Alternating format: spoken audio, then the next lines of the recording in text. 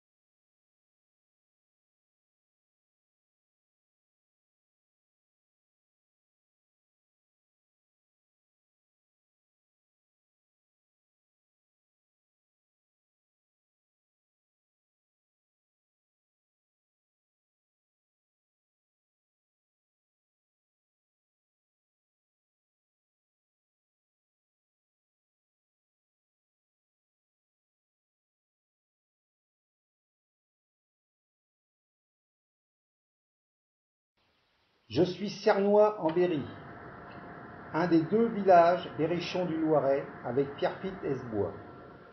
Situé à l'entrée du Pays Fort sur un territoire de 2822 hectares, je suis fier de vous accueillir. Le nom de Cernois m'a été donné depuis le Moyen-Âge et viendrait du latin acernatum, qui désigne un lieu où abondent les érables. C'est d'ailleurs pour cette raison que mes habitants ont orné mon blason d'une feuille d'érable. Moi, Cernois, je suis fier de vous présenter les lieux et les sites qui, au fil des siècles, ont été façonnés par mes habitants et les événements de l'histoire pour faire de moi un village agréable, proche de la nature, où il fait bon vivre. Qui de mieux qu'un ancien habitant de Cernois pour nous présenter son village? En 1903, M.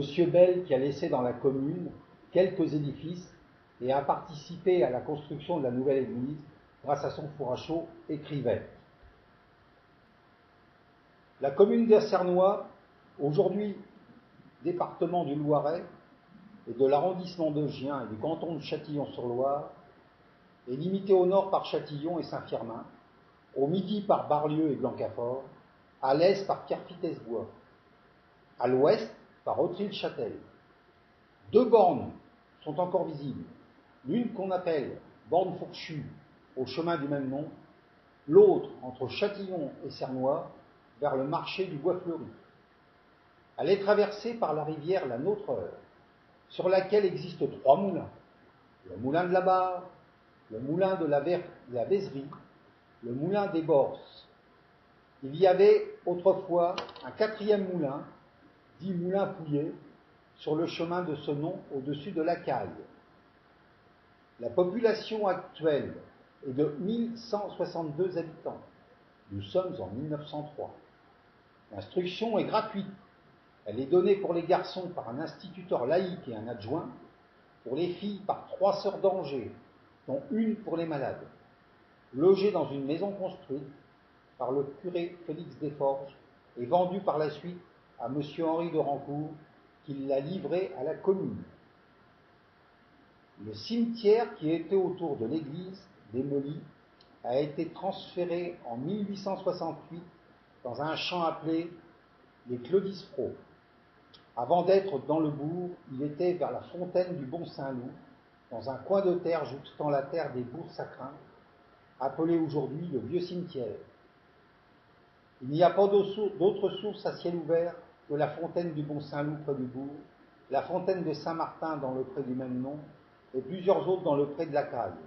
Généralement, l'eau est bonne, cependant, la préférence est encore pour le puits de la Graverotte, très digestive et de longue vie.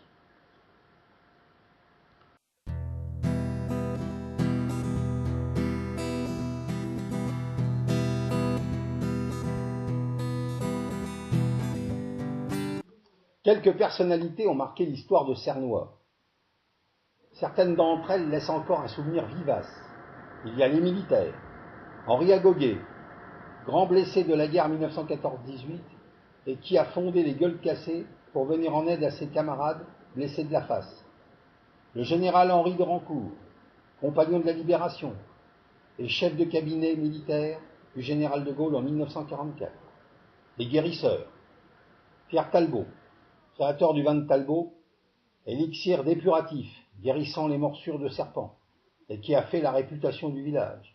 Théodore Le Tourneau, leur bouteux, qui soulageait les membres et les douleurs des nombreuses personnes attirées à Cernois par ses dons. Les artistes, Camille Delamour, poète et écrivain, qui porta haut et fort le folklore berrichon et les légendes et histoires de Cernois. Simon Gourdol, sculpteur, peintre, dont une statue de la Vierge en bois orne notre église. Et le curé Poirier, qui a tellement été apprécié et marqué les esprits que l'on trouve son portrait sur un vitrail de l'église.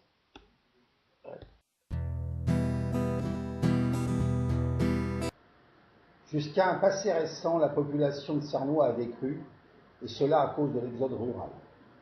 Puis s'est stabilisée avant de remonter légèrement. Aujourd'hui, Cernois est un paisible village résidentiel qui n'a plus qu'un commerce et dans lequel un fort tissu artisanal se maintient, voire se développe. À présent, nous vous proposons d'apprécier votre balade tout au long de nos chemins de randonnée, au cours de laquelle vous allez découvrir l'hôtel des bavardages et l'endroit où l'on guérit de la peur. Bonne promenade!